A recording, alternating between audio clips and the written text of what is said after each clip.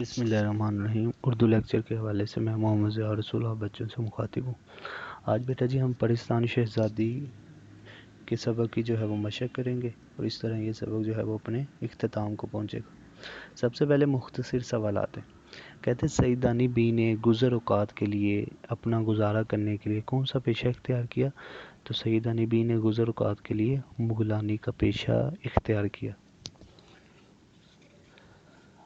اچھا جی، اگلا سوال ہے کہ میر صاحب اور ان کی بیوی سیدانی بی کی کس بات پر زیادہ خوش تھے؟ میر صاحب اور ان کی بیوی دونوں خوش تھے کہ سیدانی بی کو بچوں کی تربیت کے لیے خدا نے بھیج دیا ہے۔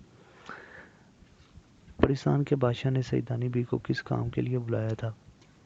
پرستان کے بادشاہ نے سیدانی بی کو اپنی شہزادی کی شادی کے جوڑے سلوانے اور ٹانکنے کے لیے بلوایا تھا۔ بادشاہ بیگم کا اصلی نام کیا تھا؟ بادشاہ بیگم کا اصل نام زمرد پری تھا۔ پرستان کے پھلوں کی خاص بات کیا تھی؟ پرستان کے پھلوں کی خاص بات یہ تھی کہ جس کھانے کا خیال دل میں ہوتا وہ پھل وہی ذائقہ دیتا۔ اچھا جی، اس کے بعد ہے کہ وہ ایم سی کیوز آ گئے۔ سبق پرستان کی شہزادی کس مصنف کی تحریر ہے؟ تو بیٹا جی یہ ہے اشرف صبوحی۔ کلے کی بڑی بڑی مغلانیاں سیدانی بی کے سامنے کان پکڑتی تھی۔ پرستان کے بادشاہ نے سیدانی کو بلایا تھا بیٹی کا جہیز ٹانکنے کے لیے۔ سیدانی بی کو کھانے میں مرغوب تھا بونٹ پلاؤ۔ پرستان میں پھلدار پودے بڑے تھے بالشت بھر۔ پرستان سے سیدانی بی کو انعام میں کیا ملا؟ جواہرات۔ ٹھیک ہے، اس کے بعد ہے بیٹا جی محاورے۔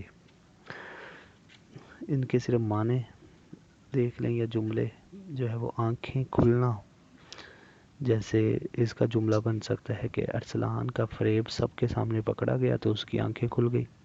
ٹھیک ہے، بال بیکھا نہ ہونا، اللہ پاک جسے بچانا چاہتا ہے کوئی بھی اس کا بال بیکھا نہیں کر سکتا۔ کلیجے پہ سانپ لوٹنا، سیدانی بی کو پرستان کا واقعہ یاد آتا تو کلیجے پر سانپ لوٹنے لگتا۔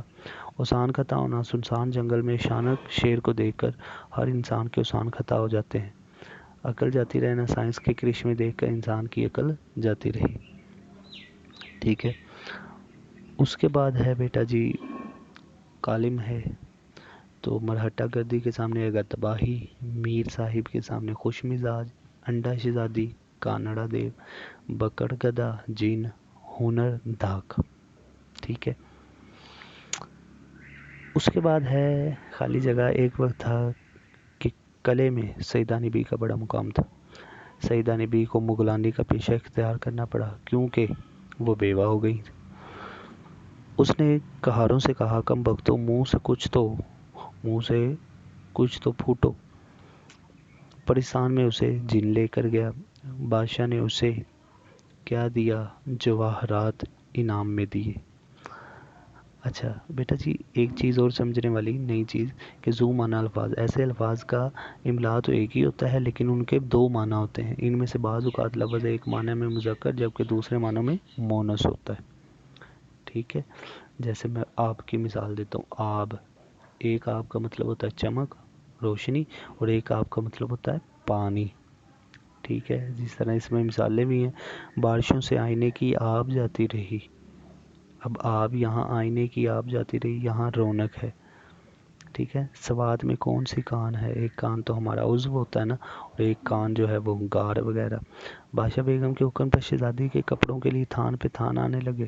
حق بات کہنے کی پاداش میں وہ دار پر جھول گیا، جہاں چاہ وہاں رہا۔ ٹھیک ہے نا، تو اس طرح ایک لفظ کے کئی معنی ہوتے ہیں۔ آگے بیٹا جی دراصل الفاظ کے متضاد، لطیف، کثیف۔